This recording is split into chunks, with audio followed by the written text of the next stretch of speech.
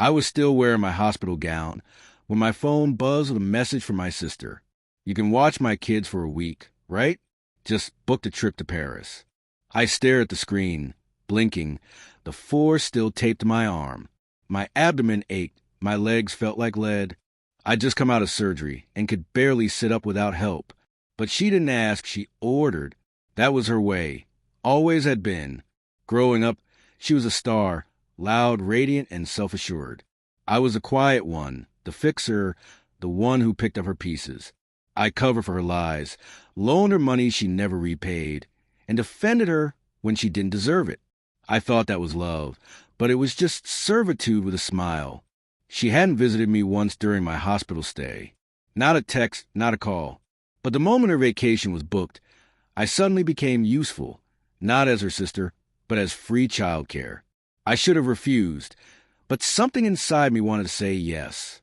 Not out of kindness, out of curiosity. When she dropped the kids off, she barely met my eyes, dumped their bags in the hallway, blew a kiss to the air, and said, "Don't worry, they're easy." Then she was gone, her SUV fading down the street. Her children, 5 and 7, stood there uncertainly.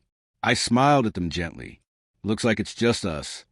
Inside, though, something sharper stirred. She thought I was helpless.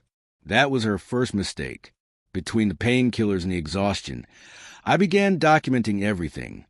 The texts, her ignored calls, my medical condition. I even recorded her leaving, laughter echoing in the driveway. I had friends in legal aid, discreet and efficient ones. Within a day, I'd file for emergency support, stating that I couldn't care for minors after surgery.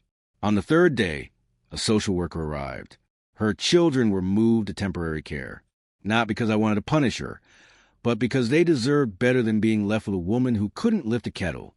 By the 5th day, she called, laughter in her voice, clinking glasses in the background. "You're surviving, right? I knew you'd handle it. You always do." I smiled at the wall. "Yes," I said softly. "I always do."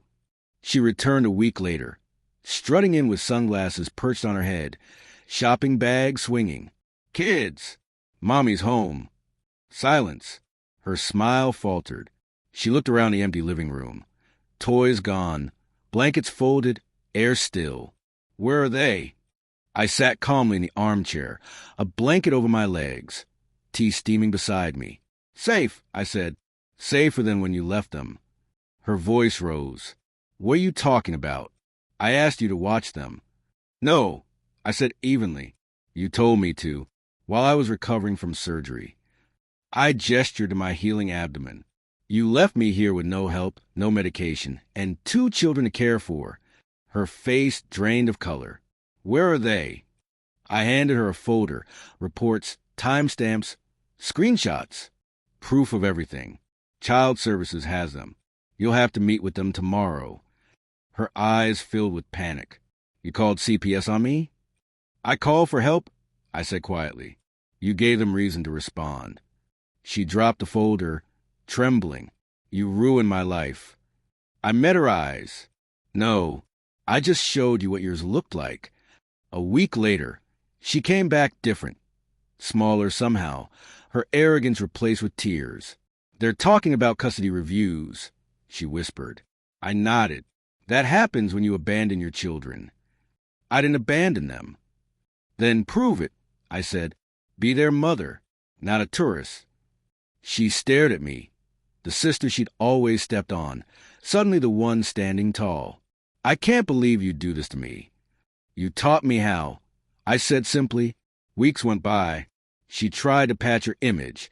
Therapy, family counseling, court meetings. I watched from a distance, finally free of her shadow. One evening, she called. Her voice was quiet, almost breaking. "Will you ever forgive me?" I thought of the hospital room, the unanswered messages, her laughter as she sped away while my stitches ached beneath my gown. "I already have," I said. "But forgiveness isn't the same as forgetting." There was silence. Then the call ended. Justice doesn't always scream.